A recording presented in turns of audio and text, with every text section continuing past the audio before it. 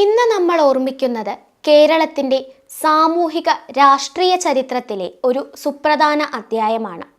Nair service സൊസൈറ്റിയുടെ സ്ഥാപക നേതാവ് മന്നത്ത് പത്മനാഭനും ഭാരതകേസരി വീര സവർക്കറും ഒത്തുചേർന്ന നിമിഷങ്ങൾ. ഇത് കേവലം രണ്ടു വ്യക്തികളുടെ കൂടിക്കാഴ്ചയായിരുന്നില്ല, മറിച്ച് ഒരു സമുദായ സംഘടനയുടെ വിശാലമായ ഹിന്ദു സമാജ സങ്കല്പത്തെയും ദേശീയ കാഴ്ചപ്പാടിനെയും അടയാളപ്പെടുത്തിയ ഒരു ചരിത്ര സംഭവമാണ്. നമ്മുടെ ചർച്ച ആരംഭിക്കുന്നത് 1914 ഒക്ടോബർ 31 അതായത് കൊല്ലവർഷം 1090 തുലാം 15 ഒരു സായാഹ്നത്തിൽ നിന്നാണ്. ചങ്ങനാശ്ശേരി പെരുന്നയിലെ മന്നത്ത് ഭവനത്തിന്റെ പൂമുഖത്ത് ഗൃഹനായിക ശ്രീമതി പാർവതിയമ്മ നിലവിളക്ക് കൊളുത്തി. മകൻ പത്മനാഭപിള്ളയുടെ അഭ്യർത്ഥന പ്രകാരം ഒരു വലിയ സംരംഭത്തിന് തുടക്കം കുറിക്കാൻ പോവുകയാണെന്ന് ആ മാതാവ് മനസ്സിലാക്കിയിരുന്നു. 5 മണിയോടുകൂടി അതിഥികൾ പൂമുഖത്തെത്തി. വിളക്കിന് മുന്നിൽ എഴുന്നേറ്റ് നിന്ന് അവർ ഒരേ സ്വരത്തിൽ ഒരു സത്യവാചകം ചൊല്ലി. ആ പ്രതിജ്ഞ ഇങ്ങനെയായിരുന്നു: ഞാൻ നായർ സമുദായോന്നതിക്കായി നിരന്തരം ആലോചിക്കുകയും പരിശ്രമിക്കുകയും ചെയ്യും. അങ്ങനെയുള്ള ശ്രമങ്ങളിൽ ഇതര സമുദായങ്ങൾക്ക് ക്ഷോഭകരമായ യാതൊരു പ്രവൃത്തിയും ചെയ്യുന്നതല്ല. ഈ സംഘോദ്ദേശങ്ങളെ മുൻനിർത്തിയും ഉദ്ദേശസാധ്യത്തിനു വേണ്ട ന്യായമായ കരുതലോടുകൂടിയും ഞാൻ ജീവിച്ചു കൊള്ളാം. ആ പ്രതിജ്ഞയുടെ കാതൽ ശ്രദ്ധേയമാണ്. നായർ സമുദായോന്നതി ലക്ഷ്യമാക്കുമ്പോഴും അത് മറ്റു സമുദായങ്ങൾക്ക് ക്ഷോഭകരമായ ഒരു പ്രവൃത്തിയുമാകരുത് എന്ന നിഷ്കർഷ. ഇത് NSSന്റെ അടിത്തറയായ സമുദായ സ്നേഹവും സഹോദര സമുദായങ്ങളോടുള്ള ബഹുമാനവും എടുത്തു കാണിക്കുന്നു.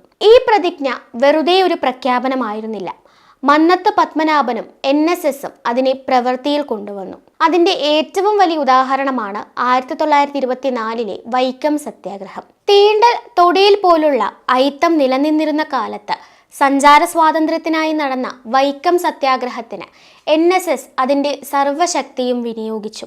1950 ഹിന്ദു മഹാമണ്ഡലം സമ്മേളനത്തിൽ മന്നം തന്നെ ഇത് വിവരിക്കുന്നുണ്ട്. വൈക്കം സത്യാഗ്രഹത്തിന്റെ വിജയത്തിനായി സൊസൈറ്റിയുടെ ശക്തി മുഴുവൻ വിനിയോഗിച്ചു. സവർണ സഹകരണം ഉറപ്പാക്കി.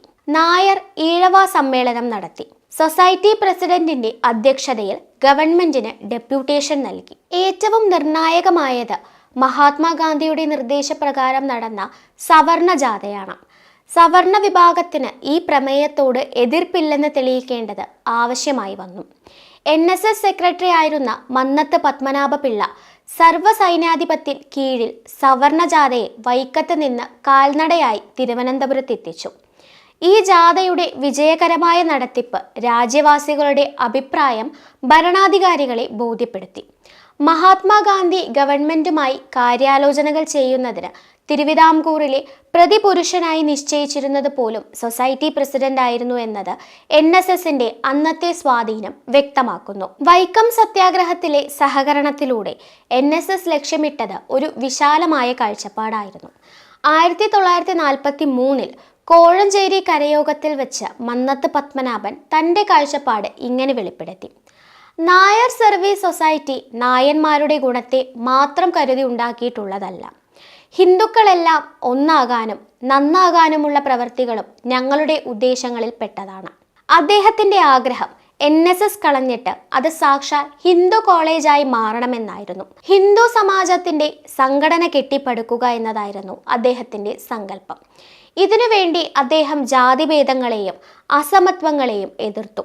1931 പത്തനംതിട്ടയിൽ അദ്ദേഹം പ്രഖ്യാപിച്ചു: ദൈവത്തിന്റെ മുമ്പാകെയെങ്കിലും നാം അസമത്വം കൂടാതെ ജീവിക്കേണ്ടതാണെന്ന് ആഗ്രഹിക്കണം. നായന്മാർ നമ്പൂതിരിയേക്കാൾ താണതല്ലെന്നും പുലയനേക്കാൾ ഉയർന്നതല്ലെന്നും മനസ്സിലാക്കണം. മന്നത്ത് പത്മനാഭനെ സംബന്ധിച്ചിടത്തോളം സമുദായോദ്ധാരണം എന്നത് രാഷ്ട്രസങ്കല്പത്തിലേക്കുള്ള ആദ്യ ചുവടായിരുന്നു. 1932 പെരിന്തൽമണ്ണ പ്രസംഗത്തിൽ അദ്ദേഹം ഇത് വ്യക്തമാക്കുന്നു. നായർ വളർന്ന് ഭാരതീയനാകുമ്പോഴാണ് രാജ്യസ്നേഹത്തിന് അടിയുറപ്പുണ്ടാകുന്നത്. സമുദായ സ്നേഹവും രാജ്യസ്നേഹവും രണ്ടല്ല, അവ ഒരേ അവസരത്തിൽ വച്ചുകൊണ്ടിരിക്കാവുന്നതും വളർത്താവുന്നതുമാകുന്നു. പെറ്റമ്മയെ സ്നേഹിക്കാത്തവനും ലോക സാഹോദര്യബോധം എങ്ങനെ ഉണ്ടാവുക? ഈ കാഴ്ചപ്പാടാണ് NSSനെ വെറുമൊരു സാമുദായിക സംഘടന എന്നതിലുപരി ദേശീയ പ്രസ്ഥാനത്തിന്റെ ഭാഗമായ ഒരു സാംസ്കാരിക പ്രസ്ഥാനമാക്കി വളർത്തിയത്. മന്നത്തിന്റെ ഈ വിശാലമായ സങ്കല്പത്തിന്റെ പ്രയോഗമായിരുന്നു 1940 മെയ് 4 നടന്ന സുപ്രധാന സംഭവം. NSSന്റെ രജത ജൂബിലി ആഘോഷത്തോടനുബന്ധിച്ച് ഭാരതമാസകലം പ്രതീക്ഷയോടെ കണ്ടിരുന്ന സ്വാതന്ത്ര്യ വീര വിനായക ദാമോദര സവർക്കറെ ചങ്ങനാശ്ശേരിയിലേക്ക് അദ്ദേഹം ആനയിച്ചു. 1937 തടവ് ശിക്ഷയ്ക്ക് ശേഷം മോചിതനായ സവർക്കർ അതേ വർഷം തന്നെ ഹിന്ദു മഹാസഭയുടെ അഖില ഭാരതീയ പ്രസിഡന്റായി ചുമതലയേറ്റിരുന്നു. പിന്നീട് 7 വർഷക്കാലം അദ്ദേഹം ഭാരതമാസകലം സഞ്ചരിച്ച ഹിന്ദു സമാജത്തെ രാഷ്ട്രീയമായി സംഘടിപ്പിക്കുകയായിരുന്നു. മദിരാശിയിൽ നടന്ന ഹിന്ദു മഹാസഭയുടെ സമ്മേളനത്തിൽ വച്ചാണ് അദ്ദേഹത്തിന് തിരുവിതാംകൂറിലേക്ക് ക്ഷണം ലഭിക്കുന്നത്. ചങ്ങനാശ്ശേരിയിലെ രജത ജൂബിലി സമ്മേളനം NSSന്റെ ചരിത്രത്തിലെ ഏറ്റവും വർണ്ണശബളമായ ഒന്നായിരുന്നു. ചെങ്കോട്ട മുതൽ കൊല്ലം വരെ ട്രെയിനിലും അവിടെ നിന്ന് ചങ്ങനാശ്ശേരി വരെ കാറിലും വീര സവർക്കർക്ക് ഓരോ ഗ്രാമകേന്ദ്രത്തിലും NSSന്റെ നേതൃത്വത്തിൽ വലിയ സ്വീകരണം ലഭിച്ചു. ഈ യാത്ര രാജ്യവാസികളുടെ ആദരം ഭരണാധികാരികൾക്ക് ബോധ്യമാക്കിയ സവർണജാഥയുടെ ഓർമ്മകളെ വീണ്ടും ഉണർത്തുന്നതായിരുന്നു. ചങ്ങനാശ്ശേരിയിൽ തടിച്ചുകൂടിയ ആയിരങ്ങളെ സാക്ഷിയാക്കി വീര സവർക്കർ ഹിന്ദു സംഘടനയെക്കുറിച്ചും അതിൻ്റെ രാഷ്ട്രീയത്തെക്കുറിച്ചും ത്രസിപ്പിക്കുന്ന പ്രഭാഷണം നടത്തി. ആ പ്രഭാഷണം NSS അതിൻ്റെ മുഖ്യപത്രമായ സർവീസിലൂടെ പ്രസിദ്ധീകരിക്കുകയും ചെയ്തു. മന്നത്ത് പത്മനാഭൻ എന്ന സാമൂഹിക പരിഷ്കർത്താവ് NSS എന്ന സമുദായ സംഘടനയുടെ അധ്യക്ഷനായി നിന്നുകൊണ്ട് വീര സവർക്കറെ പോലെ ഒരു ദേശീയ നേതാവിനെ സ്വീകരിക്കുന്നത് NSSന്റെ ആദർശങ്ങളെയും ലക്ഷ്യങ്ങളെയും കൂടുതൽ ബലപ്പെടുത്തി.